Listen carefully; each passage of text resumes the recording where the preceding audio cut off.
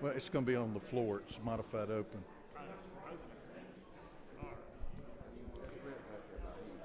All right, let's get started. Welcome to day 39, the height of the silly season. So everybody stay aware, keep your eyes open. The Senate is in session. We need to be careful. Oh, we have some senators with us. Normally I would hear from the House members first, but I understand y'all are in a hurry to get to a caucus. So we're going to accommodate you and let those senators who have caucus meeting to present first. Senator Kennedy. Courtesy of letting me go first, and happy day 39 to everybody.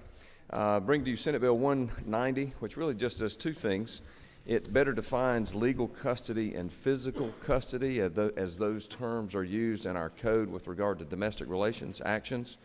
And secondly, as has been in our code for a long time, a prohibition that if an action for custody modification is filed, there is a prohibition that a counterclaim cannot be filed.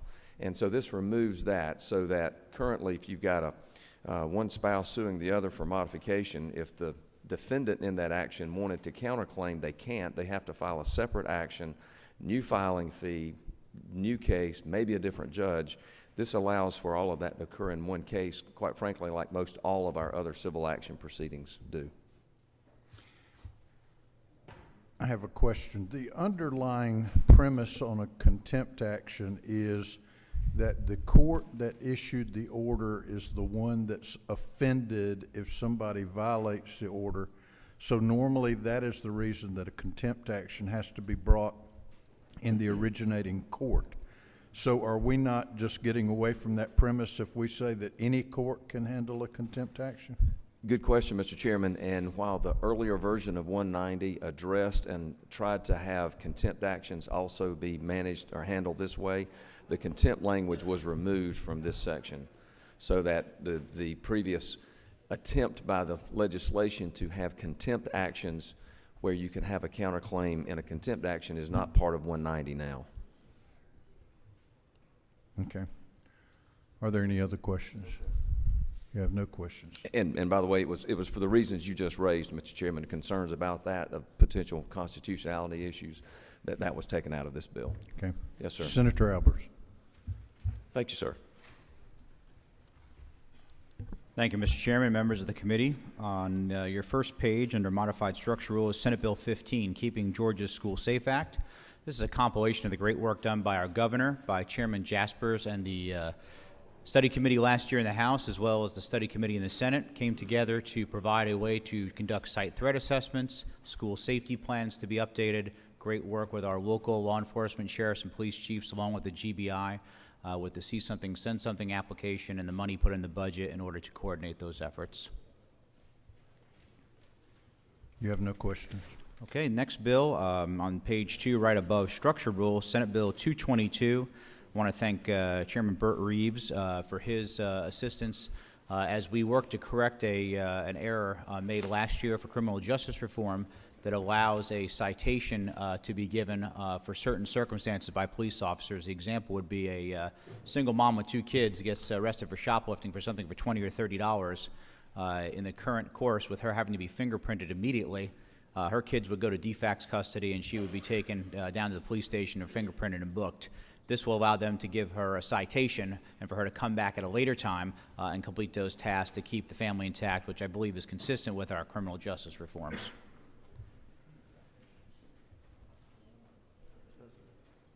Chairman Setzler. Thank you, Mr. Chairman. To the Senator, what provisions do we have in this? I know there's been some different versions of this. What provisions are there? Does she, with the mother in the case you shared, would they have to provide photo identification? What kind of provisions? Is it just photo ID? Is it other thing? Any other means of identification? Thank you, Chairman. That's a great question. Yes, they would provide a photo ID that they could definitely verify who that person is. If they could not provide that, they would certainly then book that person, as well as if there was any other concerns, it would be the officer's discretion to do that as well. But a photo ID is really the only way around that, correct? That's correct, yes. Thanks, Senator. And then I have one more, Mr. Chairman, if that's okay. Right under structured rule, the next Wait, bill wait, down wait, is wait, Senate wait, Bill wait, 120. wait, I want to wait. thank... Senator, oh, sorry. wait. Sorry. We had one more question, I'm sorry. Chairman Fleming. Thank you, Senator.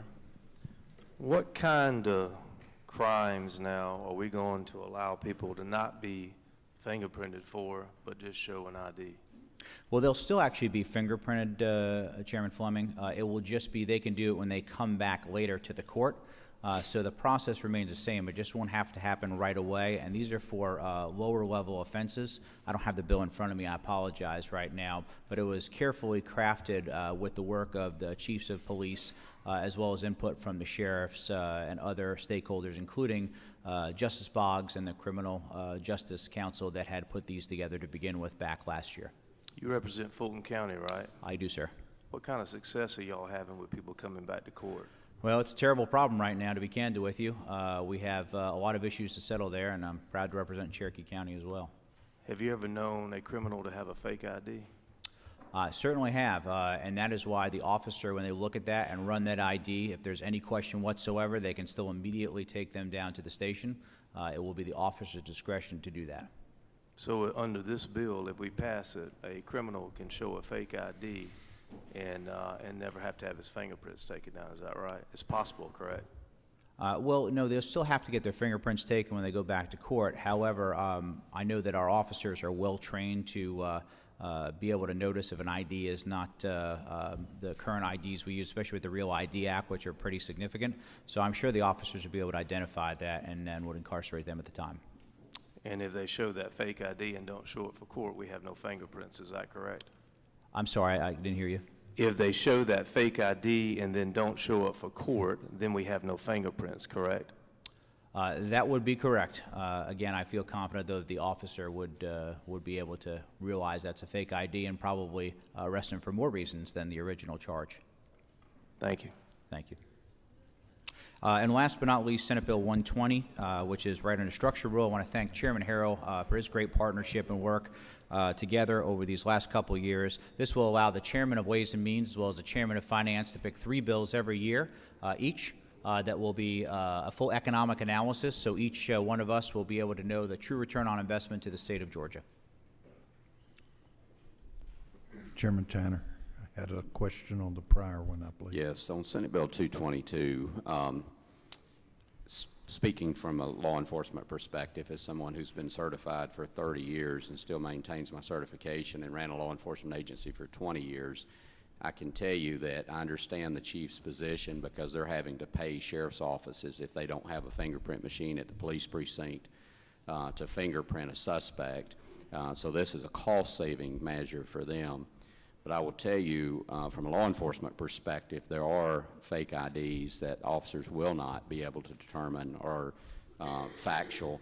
And this includes shoplifting and some other offenses that are fairly serious. And we're seeing a lot of ramifications on just issuing citations and not actually enforcing the law around the Buckhead area now in Atlanta and the ramifications that's having on those businesses. So I have, again, from a law enforcement perspective, I have very, very serious concerns about allowing officers to release a suspect with the promise that they're going to come back later and get fingerprinted for misdemeanors, but some of them are serious crimes against businesses in our communities. So I just wanted to give you a law enforcement perspective on that. Thank you. I appreciate that very much, Chairman Tanner. And again, it is always the officer's discretion of how they would want to handle that. And, you know, specifically in a very rural area, you may only have 1 or 2 officers on duty, period, right? And depending on how minor that is, you might take them off the street for several hours for something that may have been very minor, that we took that discretion away from the officers.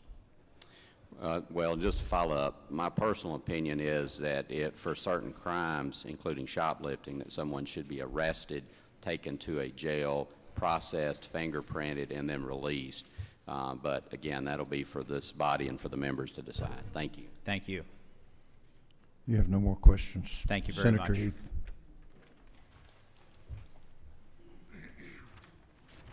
Thank you, Mr. Chairman, members of the committee.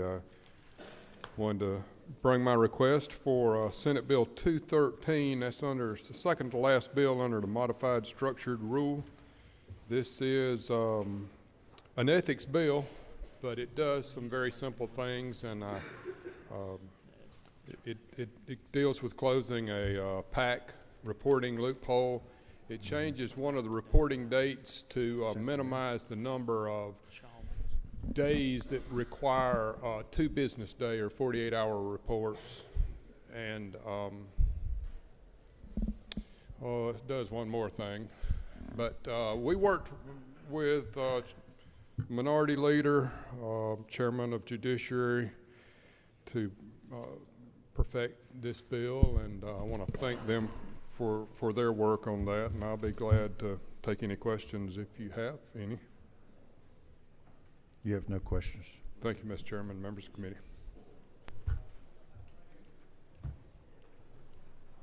Senator Ginn.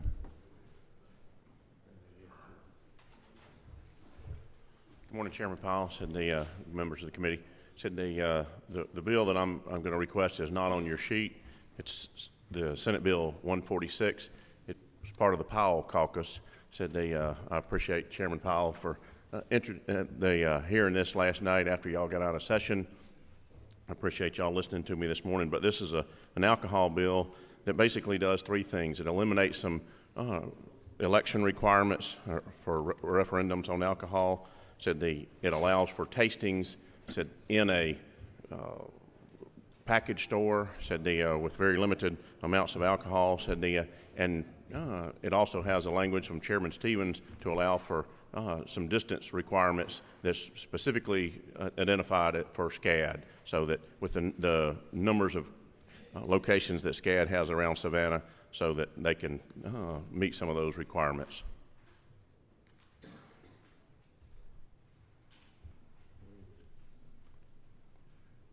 Representative Williams. Thank you, Mr. Chairman. Senator, I just wanted to clarify something. I wasn't quite sure I understood you. You said limited tasting in package stores. Not that I would need it, but I want to make sure I understand what you're asking. I'll be honest with you, Representative Williams, that for me, I'm a very illiterate when it comes to different types of alcohol products. But what this would allow is for in a package store right now, you cannot have an open bottle. Said and they could have up to 24 tastings per year. Said on 24 different days. Said, but they could taste some of their product. Said for their customers. A tasting consists of 4 hours, and it can only be for one of the types of alcohol that's in the industry. So when we look, it could be they could have a tasting one day for liquor. They could have a tasting another day for beer. They could have a tasting another day for wine. But they can't do but 24 tastings in a year. And this is to allow so that when you go into a store, I'm sure you're like me, said there's always new products and things that we don't know about. So before you invest in a high-dollar bottle of wine or high-dollar spirit, said that you can at least know what you're going to get. Said and they could do that to help inform the customers. As Chairman of Economic Development Representative, I can tell you it's a legal product in a legal store, and we're only trying to do things to help business and our economy of our state. One follow-up. I want to make sure it's already done in wine retail stores, and you're suggesting maybe for medicinal purposes you need to see. Exactly. Okay. Dr. Williams said I agree. Said that's a great analogy. Yes, sir. Chairman Powell. As the gentleman knows, this has been somewhat of a stressful process of dealing with the senators, and the genesis of this coming from out-of-state wine institute. But would the senator have a problem? There might be one correction that needed to be made to create parity. We're gonna work to make that correction in the Senate and be inclusive of all 3 products in all 3 industries. Yes, sir. Said I don't know about the products of the three industries, but I'm talking about parity in the retail stores. Yes, sir. But the gentleman wouldn't have any problem if we did a slight amendment. I'll be before it working comes towards that back to amendment. y'all. Yes, sir. Said I wanted to let your committee know, Chairman, that Representative Benton and I have not gotten to our ping pong match this session. Said and usually there's players on both ends of the table, but sometimes I feel like I might be the ball going back and forth. So it's always a lot of fun to carry these pieces of legislation.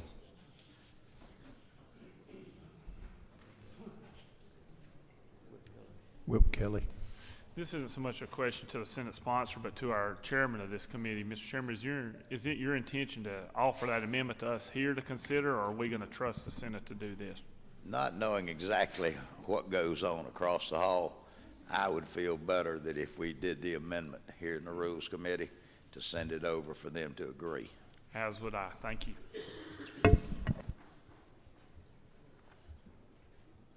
You have no other questions? Thank you, Mr. Chairman. Senator Thank you, members Walker. of the committee.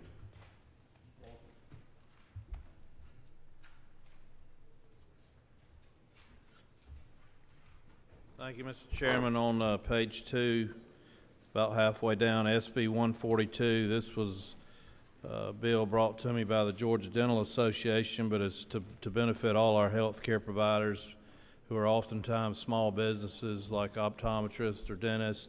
Helps them identify when they have a patient that whether their health insurance plan is a Georgia regulated plan or an ERISA regulated plan, and this will allow them to better collect the payment from the insured, from the insurance company, if they know on the front end if it's subject to Georgia statute with the prompt pay and the assignment of benefits, or whether it's subject to the ERISA statute. You have no questions? Thank you. Senator Watson. Thank you, Mr. Chairman. I'm here to ask for Senate Bill 71. This is the companion bill that Chairman Stevens and I had relating to hospital authorities. I'll be happy to go into details on that if you don't remember that bill, or to answer any questions. Have there been any changes to it since it left the House? No. The Senate bill is the same as the House bill? The Senate bill is the exact same as the original. This is the original bill. Okay. You have no questions? Thank you. Senator Anderson. Thank you, Mr. Chairman. Modified open rules, Senate Resolution 67, and all this is the naming of the intersection and bridges and roads of all the namings in the Senate. Mine is naming the intersection after the legend Reverend Bill Jackson. You have no questions? Thank you.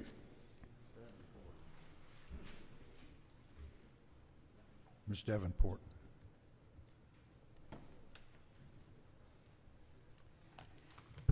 Thank you very much, Mr. Chairman, and to the committee. I'm here today to ask for Senate Bill number 103, and it's basically a bill to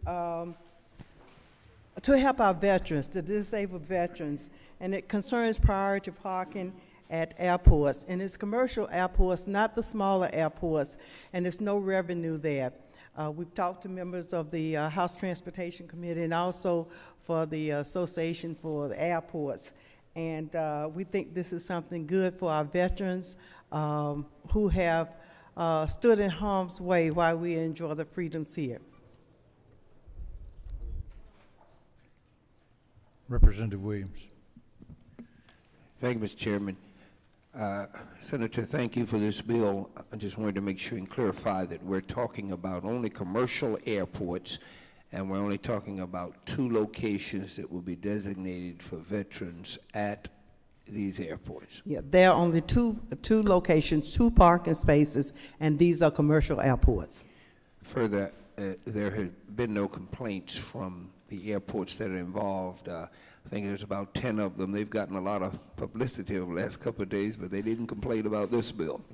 No, we worked with them, and we had an amendment there, and we included everything in this bill, and so I think everyone will be pleased and show that the state of Georgia support our veterans. You have no more questions. Senator Rhett. Thank you very much, Mr. Chairman.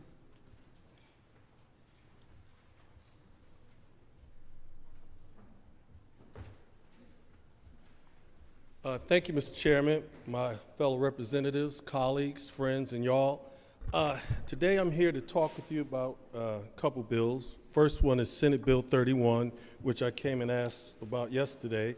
And what that does is it works solely from law enforcement standpoint, whereas it would provide civil immunity to law enforcement officers for the rescue of people or pets trapped in a motor vehicle when there is a clear and imminent danger or threat to the person's life or pet's life.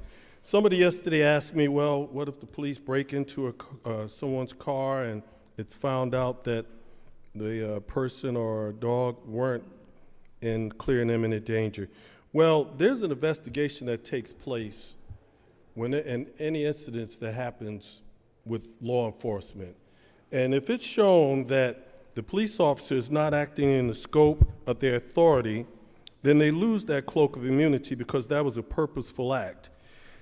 And therefore, I also talked with the chief of police for Cobb County. He sent me this message. He said, law enforcement agencies have what they call a risk management unit, which addresses any type of damage claim made by a private or non-private party. For example, if it were found that an officer negligently or even in good faith made forced entry into a vehicle and it was acting out of the scope, in good faith, they would review the situation and assess the amount of damage, and if it's found that the officer was out of his scope, then they would pay for it. So it's not just somebody willy-nilly breaking into any car. It's investigated, and then they just make a decision, and then they will reimburse them if it found the police officer act out of his immunity. Then that's Senate Bill 31 on modified structure, and I just want to discuss again about Senate Bill 20. That's a bill that will help address bank deserts throughout the state of Georgia. There's a lot of places where people have to travel 20, 30, or 40 miles to get to a bank or go out of their way to get to a bank. And what happens here is no one's compelled. This is an agreement between the municipality and the banks. No one's compelled to do this. And what they do is they offer the municipalities offer the banks a lower interest rate they pay on their municipal deposits to cover opening a branch bank in a community. Now, what also happens there is that in a lot of these communities, people don't have banking facilities. So what happens is they go to payday loans, title loans, John Gotti, and pay exorbitant interest rates. Last time I checked, I didn't know if it was knees or knuckles on the if you didn't pay up on time. But what happens is it also gives the people in the community an opportunity to develop good credit with a bank. And you combine this with a tax allocation district or a CID, you can help redevelop a community. And it also encourages the money to turn over several times before it leaves the community, where when they go to these pay loans or title loan places, once they pay, they not only get their check cash, but they have to pay a high fee to get it cash, then the money automatically leaves the community. And like I said, no one's compelled to do this. This is an agreement, and it works with the gratuity law because it benefits the community. So the municipality is not getting the gratuity. What happens is the community gets the gratuity. So that's how it works with the state gratuity law, so that it benefits the community. And if you have any questions, you can give me a call. Chairman Knight. To Senator, Senate Bill 31 again. Yes, sir. You brought up, the law enforcement in regards to breaking into windows. Obviously, there's training needed for everything that law enforcement does. But in regards to pets, I'll bring a for instance up. We have a very dear friend that lives in Atlanta. She has Rottweilers and routinely carries them in the car. I would dare say that if someone broke that window, that they would probably be getting eaten alive by 2 Rottweilers. And that dog will bite. Those dogs will bite. Yes, sir. Okay? So what I foresee happening here is whether it's a Rottweiler, whether it's somebody's pet, depending on the breed. I even know some little Malteses that think they're bigger than any other dog out there. But in the case of some of these larger breeds, I fear that what's going to happen is that you're going to have the officer, that if they do this, they're going to have to draw their weapon and shoot the dogs. And that is going to put everybody at a great peril. And that would not be a great thing to do.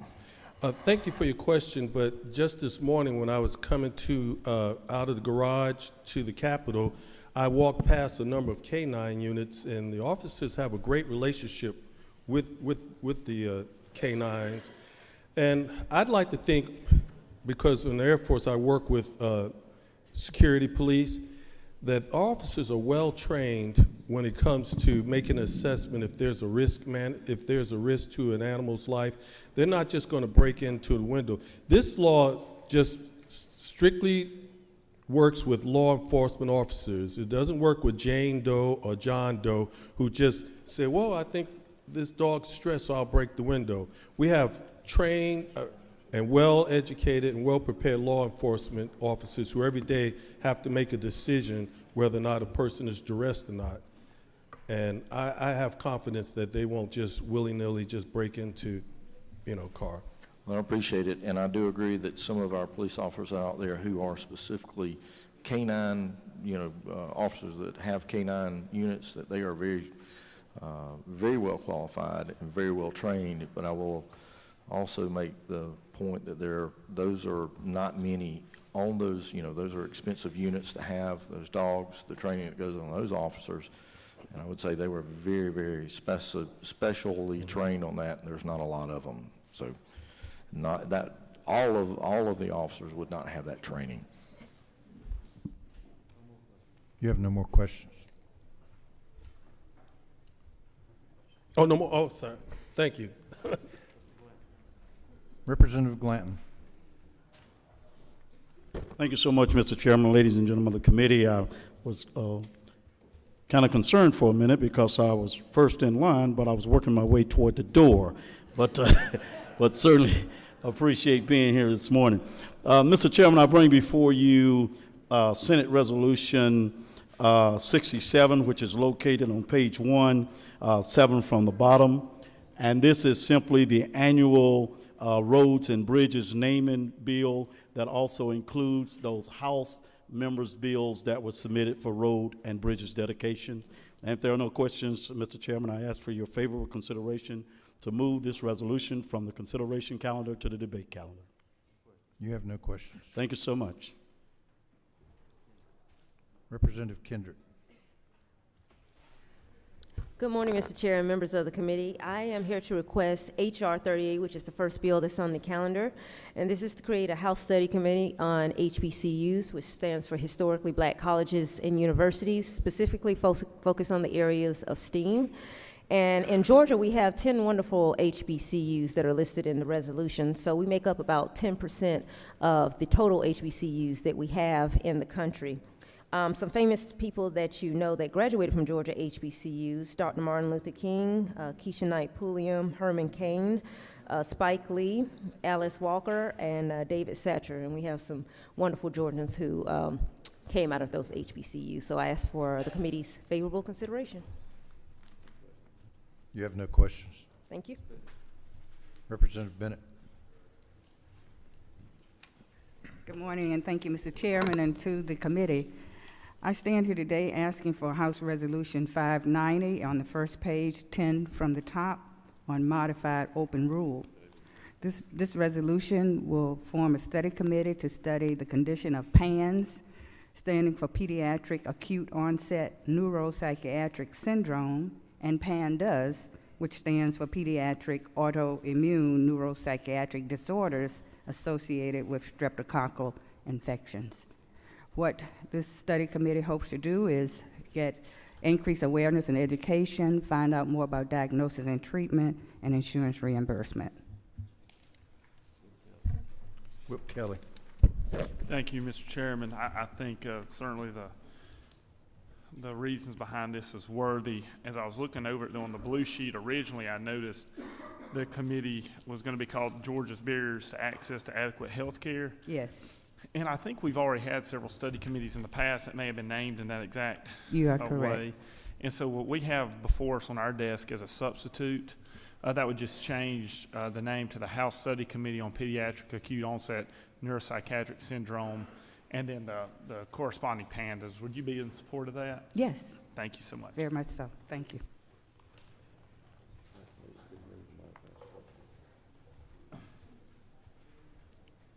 Recognize Chairman Smith for a Thank you. motion. I make a motion that we move this bill to modified structure. No, not this one. Okay, sorry. It's withdrawn. Withdrawn. You have no more questions. Thank you. Thank you for your favorable consideration. Okay.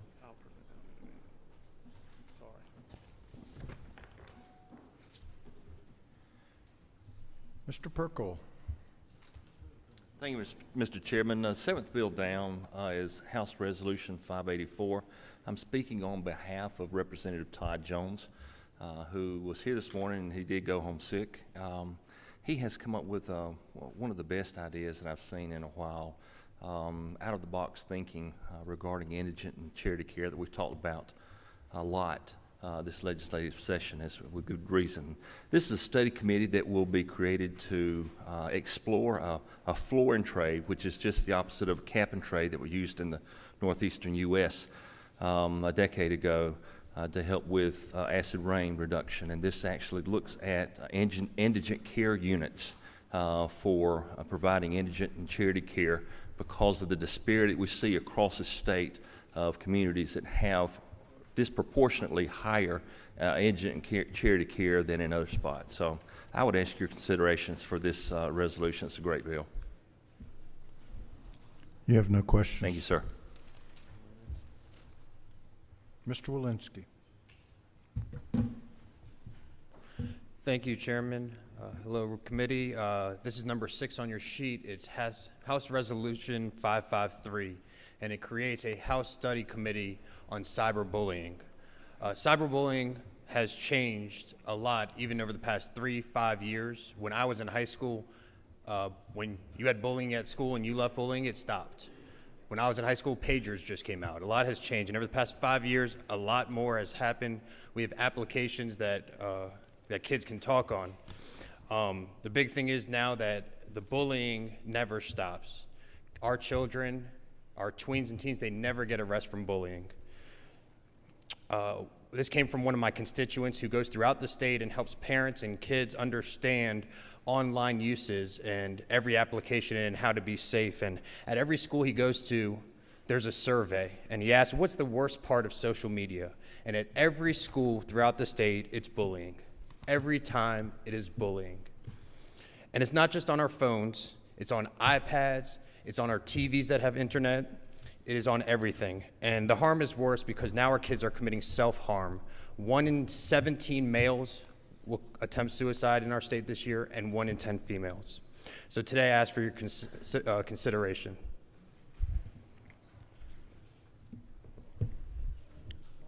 You have no questions. Thank you. Representative Smith. Thank you, Mr. Chairman, members of the committee. On your first page, H.R. 591, it's a House Study Committee on Workforce Housing. Speaker will pick 5 members, can't meet over 5 days, and it will expire on December 1, 2019. I'd ask for your favorable consideration. You have no questions. Thank you.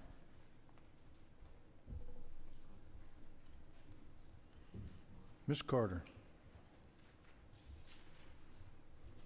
Good morning, and thank you, Chairman. Thank you, Committee. On your sheet, if you look at the third whole, 3 up, HR 680, is a study committee on school nutrition funding. Prior to the recession, school nutrition was funded pretty good. Then during the recession, it was cut, and since we have been able to increase our revenues, school nutrition funding has not been restored. And the school nutrition workers are appreciative of the 2% that was added in the budget. However, they are still 62% below where they were pre-recession. So what we're asking to do is to take some time to really study the funding. They receive resources from the federal, state, and local. However, they are required to pay all of their expenses, their salaries, and actually fund their school nutrition out of the funds that they receive. And if they do not raise enough, they have to start looking where can they meet. So what we want to do is really take a look at where is their funding, what are their uses, and what are the opportunities to potentially provide the necessary resources to school nutrition workers. And as you know, aside from teachers, they are the ones in the school that really touch all of our children. So I would ask for your favorable support on moving this House Resolution 680 forward.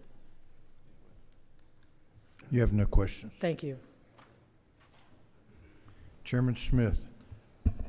Thank you, Mr. Chairman. I'd like to move that H.R. 584 and 590 be moved to modified structure. Second. Is there objection? So ordered. I'm going to present this substitute. Mr. Whip. Thank you, Mr. Chairman. The committee has before us LC 338027S. It's a substitute to Senate Bill 68. This committee yesterday passed out under modified open a measure that would encompass the original bill, as well as some language regarding the chief turnaround officer moving under the Department of Education from the Governor's Office of Student Achievement under the request of Governor Kemp. It also included an appeals process for teachers who have had a contract for more than 4 years to allow them an appeals process for reviews. We've taken a good bill and made it just a little bit better in terms of transparency and open government by making sure in section 4, part 4, starting on line 852, that each local board of education shall provide a public comment period during every regular monthly meeting. I was shocked when I found out that this wasn't already being done by our school boards, but this would just make sure that they allow the public an opportunity to have input, just like we do when we have a committee on an issue that we allow anyone who comes to testify, and they need to be just as open and honest with our constituents as we are. So that would be the substitute. At the same time, I would move that it would be moved to modified structure.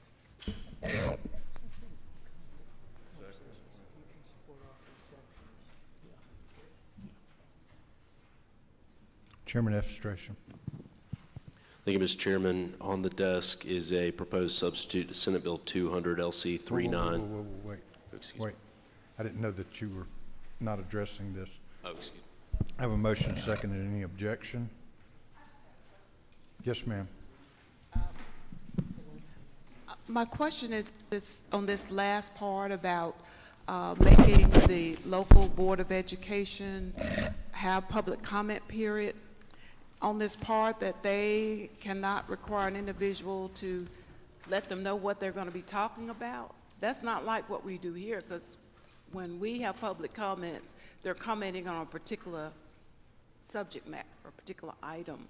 So I just want to get a feeling for the understanding, a further understanding on why that would be appropriate. Well, it's not saying that they can't ask them what they're going to be talking about. It's saying that they can't make their position on an issue a condition of addressing the local school board. That's what we're seeing in some of them. If you are wanting to talk about a topic that may be uncomfortable, or that may take a position that may be against what they're proposing, that they're not giving you the opportunity to speak, and this is just saying that cannot be a condition for you coming before them.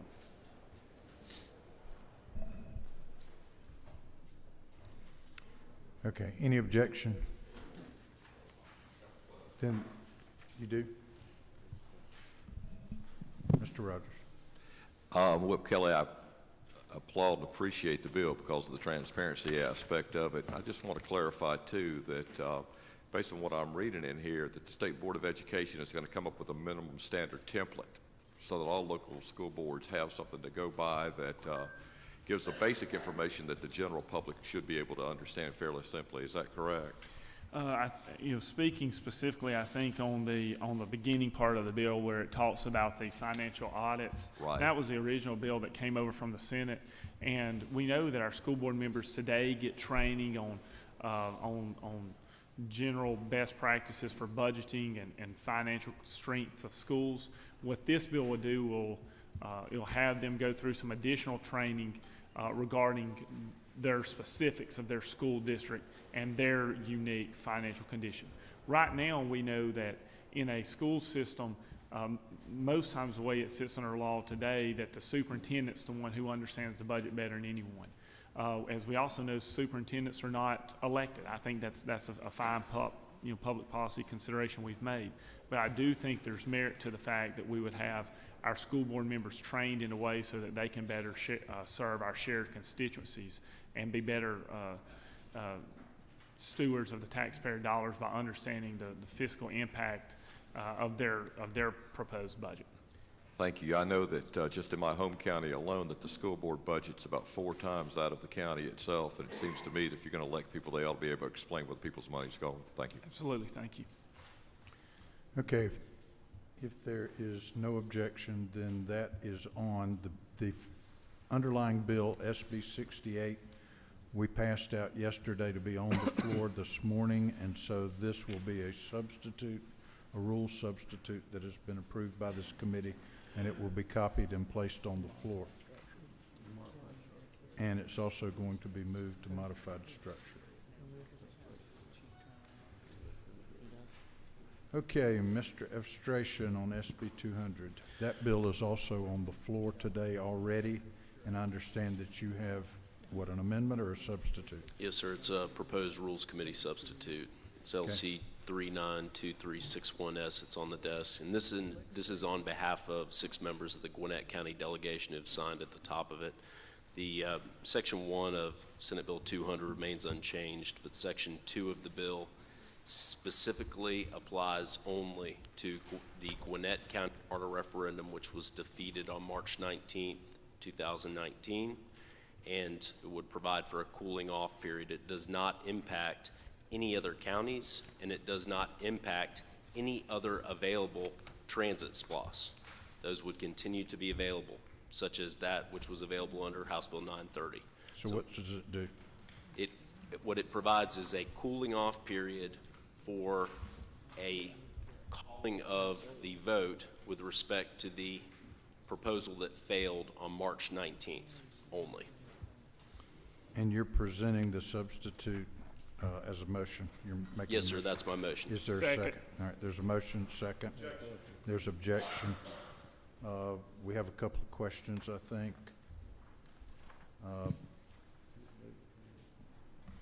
Leader Trammell, you got a question? Thank you, Mr. Chairman. I just want to make sure I understand this correctly. I think I do, but in Section 2, isn't this preventing Gwinnett County from entering a rapid transit contract until no earlier than January 1st, 2026? A 7-year cooling off period? Sir, it's only with respect to the referendum that failed on March 19th, 2019. There are other avenues available through House Bill 930 which remain unchanged as a result of this substitute. Chairman Smyrie. Mr. Chairman, I'm just trying to see how, a cooling off period and confining a city government from conducting business in their own city, and I think that, if I recall, that was 91,000 people that voted, and the 300,000 were eligible. So I think that has a lot to when the referendum was called, It was called as a referendum, as a standalone. Now, it's troublesome to me to see that now you would confine and tell a city government or county government that they could not take any action to run their own respective city. I mean, that's just across the grain. I just don't understand how we could be in that posture. And I mean, it just flies total against democracy to allow a city, for us to tell a city you can't call a referendum on something that affects the city, not the state of Georgia. Dean, this bill respects the voice of the voters. The voters spoke with a greater turnout in the March 19th vote than turnout for the general primary for governor in 2018. And this speaks with great clarity that we respect the will of the voters, and that that is the only thing that this substitute does. The authority of the local people out there to govern themselves. That's what this does. It circumvents. And there are only 6 members of the delegation on there. There are 18 members that are not. Representative Hughley. Thank you, Mr. Chairman. Mr. Smiley mentioned what I wanted to say, but is it possible, since it's supposed to be cooling off, that they can get cool before 2026 and shorten that period? So I'd be happy to answer that. Historically, these referendums have been called 10 years or greater in time between the votes. And what we're talking about here is a lot less than what it has been historically to allow for that local control. But what is not deferential to the voters is continuing to call votes until a desired outcome is reached. What is deferential to the voters is respecting a high turnout, a turnout that exceeded the general primary in 2018, and respecting the voice of the voters, a bipartisan voice that was presented in March 19th. One other question to the gentleman. Why then is it necessary for us to make that decision rather than allowing the county commissioners to make that decision, since they are aware what the will of the voters were, just like you are? The importance is that we've worked very hard on these proposals, and there are additional and other avenues to seek transit availability locally. And the voters spoke on this issue on March 19th, and the will of the voters should be respected. Whip Kelly. Chairman Abstration, isn't it true that it was this body that gave Gwinnett County the opportunity to do this last year, and so it would be reasonable that if it's okay with us empowering them to do it, that we should have some opportunity we should be empowered to also place some reasonable restrictions and not waste taxpayer dollars. Yes, sir. That's Thank you. exactly right.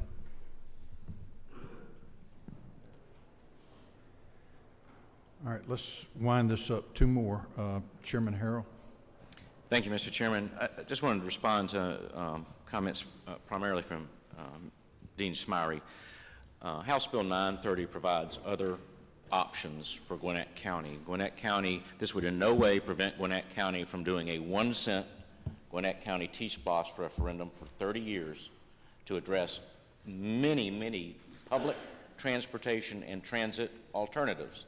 One of the primary reasons I believe that referendum failed, and failed so convincingly, was that the plan, just like a SPLOST list, didn't deliver projects that served the majority of the county.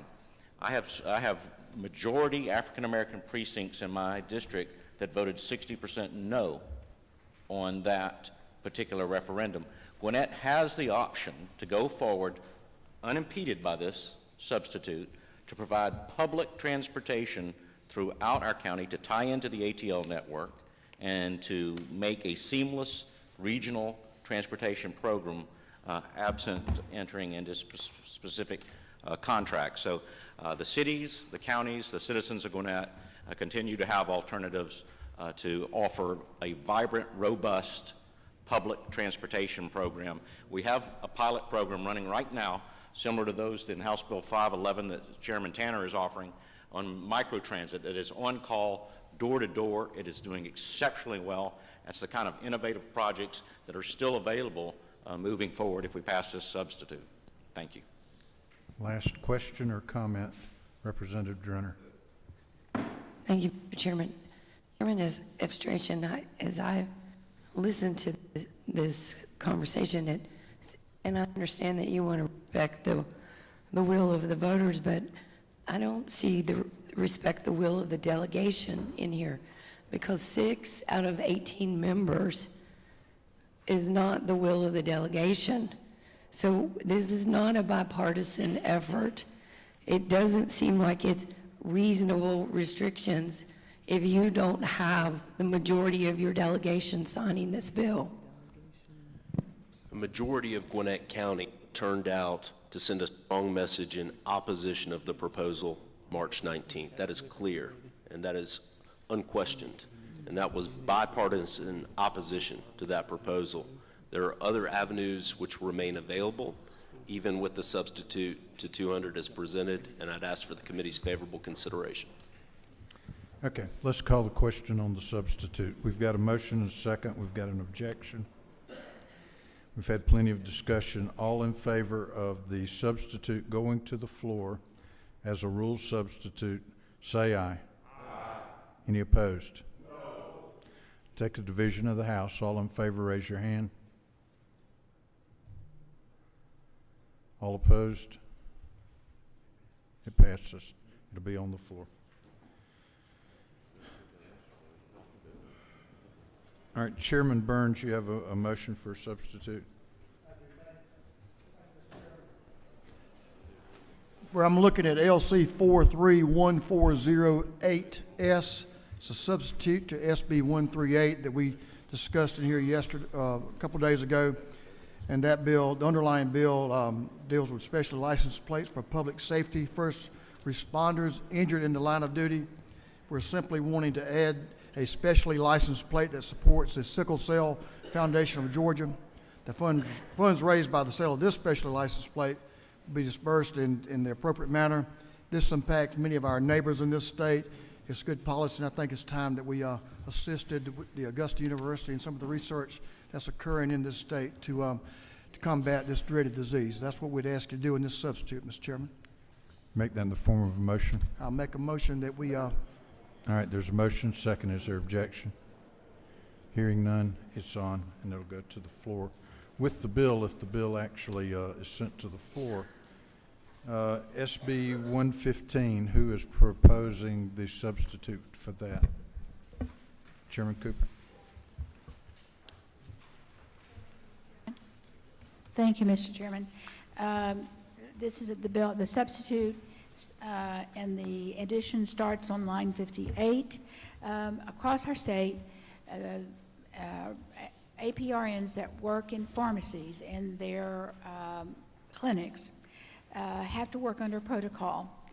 The state is divided up into regions, and each one of those regions had a physician, and he oversaw that protocol and supervision. The supervision remains the same, but like CVS has the same protocol for everybody, and so when they have that, they just ask if one physician could do the protocol, and this would allow them to do it because it would be the same protocol for all their pharmacies in all the different regions.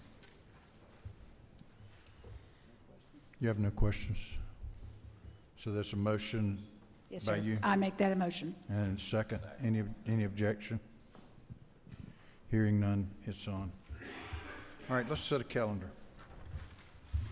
And we already have 3 bills on the calendar. We're going to set a supplemental calendar, and depending on how the day goes, we may meet after lunch and set a second supplemental calendar. Under modified open, HR 584. It's on. It says it's modified structure now. Under modified open, HR 589. It's on. Modified open, HR 591. It's on. Modified open, SR 19. It's on. Modified structure on the second page, SB 71. It's on. Modified structure, SB 108. It's on. Modified structure, SB 115. It's on. Modified structure, SB 138. It's on. Modified structure, SB 213. It's on. Structured, SB 128. It's on. That's our supplemental calendar. We're adjourned.